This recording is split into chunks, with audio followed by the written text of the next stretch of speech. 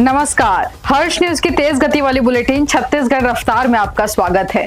चलिए शुरू करते हैं क्षेत्रीय खबरों की तेज बुलेटिन छत्तीसगढ़ रफ्तार।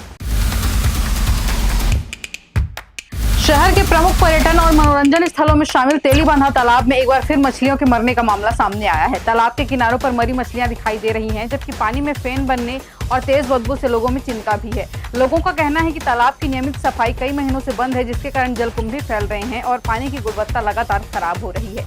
पर्यावरण विशेषज्ञ के मुताबिक अत्यधिक जलकुंभी तालाब की सतह को ढक देती है, जिससे सूर्य की रोशनी पानी के अंदर नहीं पहुंच पाती। इसके चलते ऑक्सीजन का स्तर घटने लगता है और मछलियों सहित अन्य जलीय जीवों पर खतरा बढ़ जाता है। दक्षिण पूर्व मध्य रेलवे के बिलासपुर रेल मंडल अंतर्गत चांपा सेक्शन को चौथी रेल लाइन से जोड़ने का काम किया जा रहा है। यह अधोसंरचना विकास काम 7 से 19 जून तक चलेगा, जिसके कारण छत्तीसगढ़ से होकर गुजरने वाली 77 ट्रेनें रद्द कर दी गई हैं, जिनमें 65 एक्सप्रेस और 12 पैसेंजर ट्रेन शामिल हैं। इसके अतिरिक्त 8 ट्रेनों के रूट में बदलाव किया गया है, जबकि 6 ट्रेनें गंतव्य से पहले शॉर्ट टर्मिनेट हो जाएंगी और 5 ट्रेनें देरी से चलेंगी। गर्मी में इस मौसम में ट्रेन प्रभावित होने से पश्चिम बंगाल, महाराष्ट्र, गुजरात, मध्य प्रदेश सहित 7 राज्यों के यात्रियों को कठिनाइयों का सामना करना पड़ रहा है। प्रदेश के सेवारत शिक्षकों के लिए शिक्षक पात्रता परीक्षा यानी टीटी को लेकर लोक शिक्षण संचालय ने नया प्रस्ताव तैयार करने की प्रक्रिया शुरू कर दी है। यह प्रस्ताव व्यावसायिक परीक्षा मंडल द्वारा आयोजित टेट परीक्षा से संबंधित नियमों में व्यवहारिक बदलाव को ध्यान में रखकर तैयार किया जा रहा है। विभाग ने शिक्षक संघों से भी सुझाव मांगे हैं, ताकि नई व्यवस्था शिक्षकों के हितों के अनुरूप बनाई जा सके। प्रदेश के वर्तमान समय में लगभग 1.90 लाख शिक्षक शासकीय कार्यरत हैं। इनमें से केवल 35,000 शिक्षक अब तक टेट की परीक्षा उत्तीर्ण कर पाए हैं। वहीं 85,000 शिक्षकों के सामने टेट पास करने की अनिवार्यता बनी हुई है। विभागीय नियमों के अनुसार टेट उत्तीर्ण नहीं करने वाले शिक्षकों की सेवा संबंधी लाभ और पदोन्नति दोनों प्रभावित हो सकती है।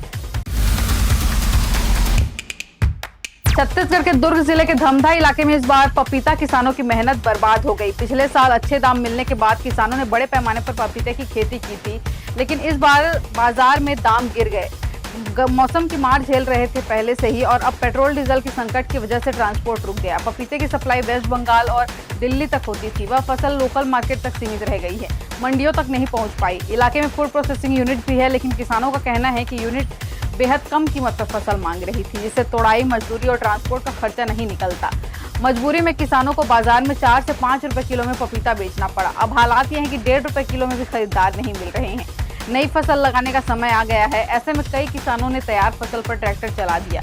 कई खेतों में अब मवेशी पपीते खाते नजर आ रहे हैं। वैश्विक स्तर पर इबोला वायरस को लेकर बढ़ती चिंता के बीच छत्तीसगढ़ में स्वास्थ्य विभाग अलर्ट मोड पर आ गया है। राजधानी रायपुर के स्वामी विवेकानंद एयरपोर्ट पर यात्रियों की स्क्रीनिंग शुरू कर दी गई है। एयरपोर्ट पर जांच काउंटर बनाए गए हैं, जहां बाहरी राज्यों और अंतर्राष्ट्रीय यात्रियों की स्वास्थ्य जांच के साथ उनकी ट्रैवल हिस्ट्री की भी जांच की जा रही है। स्वास्थ्य विभाग के एयरपोर्ट पर विशेष सतर्कता बरतने के निर्देश जारी कर दिए हैं। यात्रियों की थर्मल स्कैनिंग और स्वास्थ्य जांच अनिवार्य कर दिया गया है। इसके अलावा संदिग्ध लक्षण मिलने पर तत्काल आइसोलेशन और उपचार की भी व्यवस्था की गई है। छत्तीसगढ़ में नौतपा के बीच मौसम बदल गया है। शुक्रवार की सुबह अंबिकापुर और सूरजपुर जिले में जमकर बारिश हुई, जिससे यहां लोगों को तेज गर्मी से राहत मिली। आज से अगले 2 दिनों तक प्रदेश के कई जिलों में आंधी बारिश की संभावना है। मौसम विभाग ने रायपुर में धूल भरी आंधी और कुछ स्थानों पर ओले गिरने की चेतावनी जताई है। कई इलाकों में 50 से 60 किलोमीटर प्रति घंटे की रफ्तार से तेज हवा चल सकती है। पिछले 24 घंटों में तापमान में कोई बड़ा बदलाव नहीं हुआ है। कुछ इलाकों में लू चल सकती है। 45.5 डिग्री सेल्सियस के साथ दुर्ग सबसे गर्म रहा। वहीं अंबिकापुर में न्यूनतम तापमान 25.7 डिग्री सेल्सियस दर्ज हुआ। इससे पहले गुरुवार को रायगढ़ और सुकमा में तेज आंधी की वजह से कई जगह पेड़ गिरे और जमकर बारिश हुई। बालोद में लगातार चमगादड़ों की मौत के बाद पेड़ों पर पानी का छिड़काव किया गया। नक्सलवाद खत्म होने के बाद राज्य के पर्यटन और हॉस्पिटैलिटी सेक्टर में टाटा समूह की एंट्री होने जा रही है। टाटा समूह की hotel company Indian hotels company limited ने राज्य में 500 करोड़ रुपए से ज्यादा की निवेश की रुचि दिखाई है। मुख्यमंत्री की मौजूदगी में आयोजित उच्च स्तरीय बैठक में कंपनी ने प्रतिनिधियों ने पर्यटन और हॉस्पिटैलिटी सेक्टर में बड़े निवेश की योजना साझा की है। बैठक में इंडियन होटल्स कंपनी लिमिटेड के प्रतिनिधियों ने बताया कि कंपनी छत्तीसगढ़ में हॉस्पिटैलिटी सेक्टर में लगभग 500 करोड़ रुपए से ज्यादा की निवेश की योजना पर काम कर रही है। इसे शीघ्र आगे बढ़ाया जाएगा। इससे प्रदेश में पर्यटन अधोसंरचना मजबूत होगी। बिलासपुर में किसानों को गुणवत्तायुक्त खाद बीज उपलब्ध कराने के निर्देशों के बावजूद खाद विक्रय में अनियमितता सामने आ रही है। कलेक्टर के निर्देश पर कृषि विभाग की टीम ने जांच की, जिसमें रतनपुर की एक दुकान से 180 क्विंटल अमानक खाद जब्त की गई।